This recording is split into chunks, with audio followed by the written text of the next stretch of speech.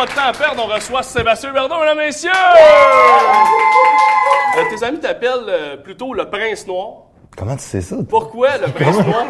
Comment tu sais ça? Sérieux, tu commences dans le vif du sujet. Mais hey, ça date de... Je me souviens pas, ça date d'il y a des années, ça, une quinzaine d'années, peut-être 10-15 ans. Un côté un peu ténébreux. Un peu dark. Prince, je sais pas. Je me considère pas comme princier pantoute, mais un peu ténébreux, un peu dark, un peu mean. Dans la blague, là. Je suis content d'aller te chercher au début. Ah oui, tu vas me chercher dans même de l'intimité, là. C'est des amis intimes qui m'appellent la même, là. OK. T'as trouvé ça sur Facebook? Ah. Non, c'est des amis, là, des amis comédiens aussi, là, qui m'ont... Okay. C'est par rapport aussi au travail, là. Ah, OK. Ouais. Parce que... c'était une période où je jouais des rôles, j'étais tout le temps un peu ténébreux, dark. OK.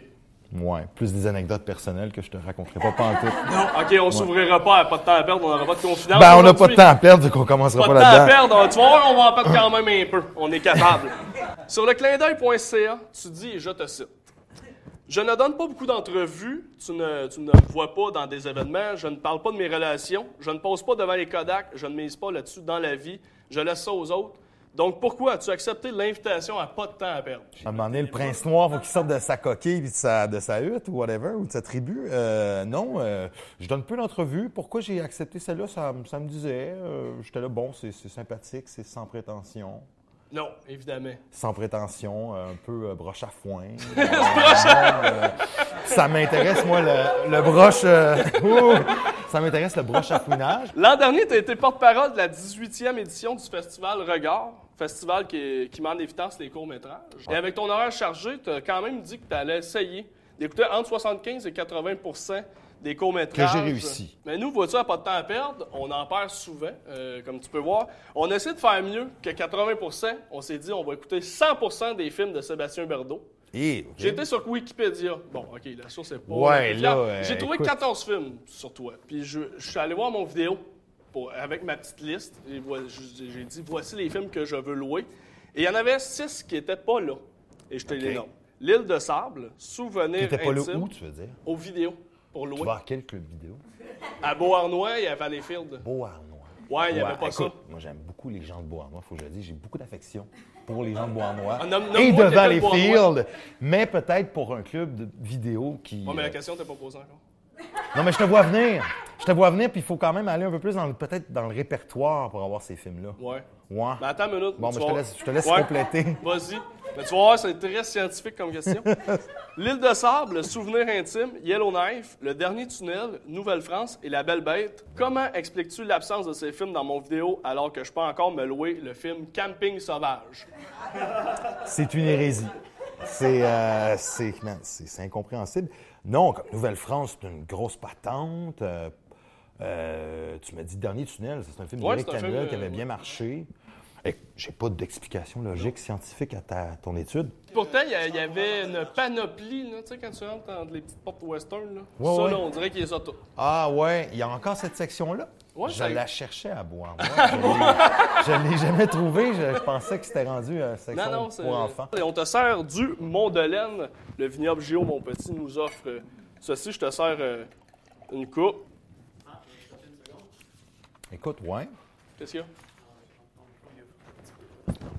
Oh. Ça va faire partie de choses, ça? Ouais. Ça, c'est une des cotes qu'on va garder. Ah ouais, pourquoi pas? Bon, on enchaîne. 10 ans après Le Monde de Charlotte, que tu as joué. Ça fait plus que 10 ans. Ah ben, celle-là, c'est moi ta recherchiste ou... ma recherchiste, Marc-Antoine, va se faire taper ses doigts. Marc-Antoine, là... Marc-Antoine n'est pas tête. Le Monde de Charlotte, ça s'est transformé en une ouais, émission, ça s'est transformé. Monde à part. Ouais. Ça, je pense, c'est en 2002-2003. Ouais.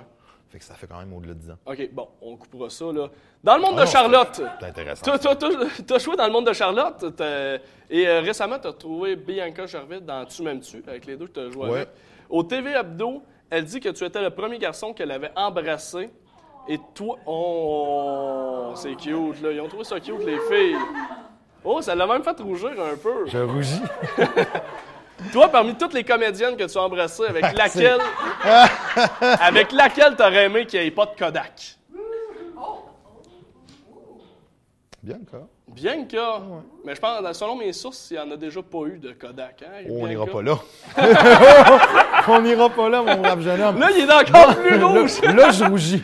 Il y a 5 ans, là, on s'ostinera plus ces dates. Là. Dans la web-série... Dans la web-série Has-Been, avec Antoine Mongrain et Jean-Dominique Leduc, on a vu dans Réalité, et dans l'épisode numéro 21, à laquelle tu participes, Qu'est-ce que tu vas me sortir? il y a un commentaire sous la vidéo, et c'est un commentaire de Gab Roy, qui t'écrit ou qui écrit... Qui m'écrivait. Qui t'écrivait, parce qu'il ne peut plus écrire, hein, Oui, Gab? il peut écrire, mais il n'est pas supposé écrire. Il n'est pas supposé... Dans le web, dans l'univers Non, web. c'est Ben ça. bon, c'est un autre débat. Ouais. Je le cite. La seule différence entre vous et Sébastien, c'est que lui ne le sait pas qu'il est un has-been. La case devrait se concentrer sur les stars en pleine ascension. 3 petits points. Moi, genre. T'es en quelle année, ça? Il y a 5 ans. Qu'est-ce que tu penses de cette déclaration de Gab Roy? Écoute, c'est charmant. Je le connais pas, moi, Gabarois, dans le sens, je pense que je l'ai jamais rencontré, même croisé dans la vie, là, puis je le connaissais pas. Si tu m'avais dit il y a 5 ans, Gabarois a écrit ça, mais Gabarois, il y a 5 ans, je le connaissais pas. Puis la plupart des gens, je pense, le connaissaient pas, à moins d'être vraiment dans son univers web. Là, parce que moi, c'est pas mon. Je suis dans l'univers web de personne, je suis pas grand monde. Non. Mais t'es pas une petite fille de 16 ans, fait que c'est sûr que t'es pas dans son public cible. C'est Tarvis. C'est Tarvis. On devrait se parler après ton émission, puis que je te dise des commentaires, puis que ça passe en dessous. Qu'on envoie ça à Gabarois. Sur moi, peut-être, ce que je pense de Gabarois. T'as un de tes cousins qui joue dans la Ligue nationale de hockey, Jonathan Huberdeau, pour les Panthers de la Floride. Non. C'est pas ton cousin. De la fesse gauche, la fesse droite. Pourtant, Qui t'a dit ça? Toi. Dans un bar quand on s'est déjà rencontrés. J'étais complètement gelé. OK. Je t'ai dit ça? Ouais. Comme ça? Ouais. Écoute, non. OK, mes 4 prochaines questions étaient Ben sur... vas-y, écoute, je vais essayer Regarde, on va faire comme si c'était ton cousin. OK, bon. OK, c'est mon cousin. C'est ton cousin. Jonathan, on a une douzaine d'années de différence. Oui. Mais Sa mère a longtemps été en froid avec ma maman. C'est ça. Puis lui, c'était un gars, je pense, dans le bout de Mascouche, c'est ça? Ouais. Puis moi, j'étais un gars de la Rive-Sud à l'époque. Puis il était plus jeune. Donc on se parlait pas beaucoup, tu sais. C'était comme un petit cul. Puis moi, j'étais... C'est ça qui est de valeur, parce que son frère, à lui, s'appelle Sébastien aussi. Je voulais juste savoir lequel de vos parents c'était ça a été un gros conflit dans la famille, ça. Ouais. Les deux Sébastien, du même Huberdeau. côté de la famille, Huberdeau. Je te raconte pas, man. Je vais prendre une petite gorgée de ton fameux blanc. OK, ben c'est parfait. Mais d'ailleurs, justement, là, je peux... on continue là-dessus. J'ai été fouiller voir justement s'il y avait d'autres Sébastien Huberdeau. J'ai trouvé... Il y en a d'autres, puis même, il y a un joueur de hockey. Oui, c'est son frère. C'est son frère. Plus vieux? Oui, plus vieux. C'est un cousin que j'ai pas connu, ça. Ça. Celui-là, lui, on était en fois. Je te raconte pas, mais. On mettra des sous-titres. On mettra des sous-titres. Gabarois et Seb Huberdeau. Bon, OK. Seb Huberdeau. Bon, c'est ça, j'ai été fouillé. Puis le seul Sébastien Huberdeau que j'ai trouvé, c'est Sébastien et Louis Huberdeau. 2 prénoms, tu veux dire? Oui, Sébastien et Louis. C'est le seul. Il n'y a pas d'autre Sébastien que j'ai trouvé. Il est né en 1726 à Montréal, mort en 1772 à Détroit, seulement 46 ans. C'était juste une information que je voulais te laisser. Là. Écoute, donc, vous êtes les 3 seuls Sébastien que j'ai trouvés sur Google, en fait. Ça fait pas... Mais il n'y a pas beaucoup d'Huberdeau. Non, il n'y en a pas beaucoup. Il y avait 4 pages de Huberdeau que j'ai trouvées. Non, dans le bottin, même plus jeune, dans les années 80, je regardais dans le bottin. Puis, tes vieux cousins à appeler. Mes vieux cousins, puis Jonathan, qui avait, à l'époque, quand j'avais 8 ans, il était pas né. Mais je voulais appeler sa sœur, ma cousine, plus grande, en tout cas. Puis sa tante, qui... Ça n'a pas marché, on ne s'est pas trouvé. Bref, grosse histoire familiale aussi.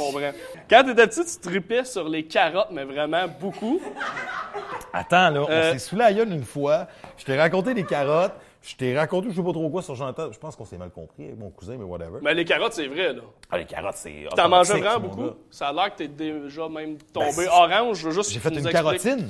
Une carotine? Une carotine, c'est peut-être pas le mot... il doit y avoir un mot plus spécifique, plus scientifique. Une carotine, c'est quand tu consommes trop de carottes. Castor? Je déteste les carottes. Encore en parlant d'angle mort, dans le 7 jours, tu dis « Le film est tourné à Cuba, mais on ne voit pas de plage, pas de palmiers, pas de bikini. » Mais dans le film, on voit les seins de Karine Vanasse. Est-ce que tu penses que ça compense pour tout le reste? On découvre, on sent un de ces seins, non? On voit. Ah oui? Ah, je me souviens pas. Et pourtant, ça devrait tellement être une scène marquante. Non, mais moi, je me souviens de la scène que j'ai tournée avec elle. Maintenant, ce qu'on voit à l'écran, Justement, chose. c'était ça ma question. Justement, il y a une scène qu'elle arrive nue devant toi. Oui, Tu regardes à l'extérieur, tu reviens. On parle la même chose, on parle le même langage. Et tu la regardes dans les yeux. Je voulais savoir combien de prises ça avait pris avant que ton regard ne dévie pas ailleurs. Une seule.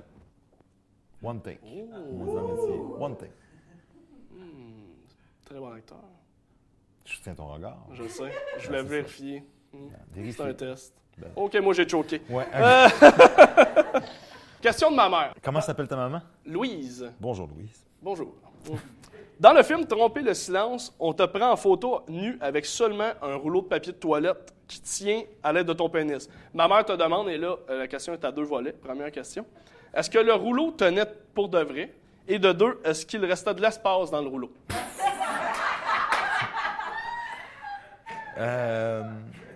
Il n'y avait pas de rembourrure, ça tenait tout seul. J'ai appelé une de tes ex-copines pour savoir si t'avais un gros pénis. Et elle m'a juste dit « Ha ha, t'es con! » C'est tout ce qu'elle m'a dit. Bon. Donc, je voulais aller aux sources voir, et là, on sait. Hein, Sébastien Huberdeau, une longue verge. Bon. Hey boy. J'ai trouvé un forum créé en 2004 qui parle juste de toi. Il y a une freak qui voulait te partir un site Internet. Et elle disait « Donnez-moi des infos sur Sébastien Huberdeau. » Et là, il y a une info qui vient le 9 septembre 2006, 2 ans après la création, de Nick 2F. Et il lui donne comme info que tu seras spécialement le barman au Radio Lounge le 27 septembre 2006. Je veux juste que tu nous parles de ton expérience de barman. J'ai Frenché solide. Oh! Ouais, c'était ça les mercredis soirs. Puis chaque semaine, il invitait une personnalité connue, whatever. Là. Ça peut être comédien ou autre. Puis, c'est ça, il paye la traite, t'es derrière le bar, puis tu sers des shooters. J'étais célibataire, ça me tentait. Hein? Oui, on est là pour, tu sais, tant qu'on profite un peu de notre végétarien. Ben, on exclut l'animateur qui parle. Ben oui, mais on profite de la vie. Je pose une question à mes amis Facebook. De Simon Bellé, on t'offre 2 choix. T'as pas le choix de prendre un des 2.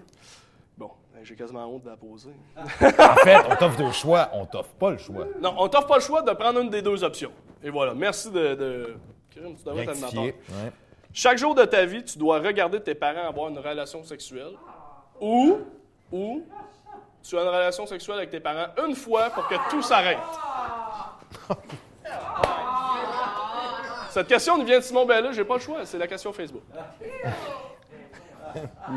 C'est twisté comme question, twisted.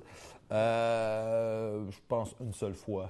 On va régler ça. On va régler ça. Simon, t'as ta réponse. Short and sweet. Ouais, un gars de défi. Rapide et dangereux. Non, mais sérieux.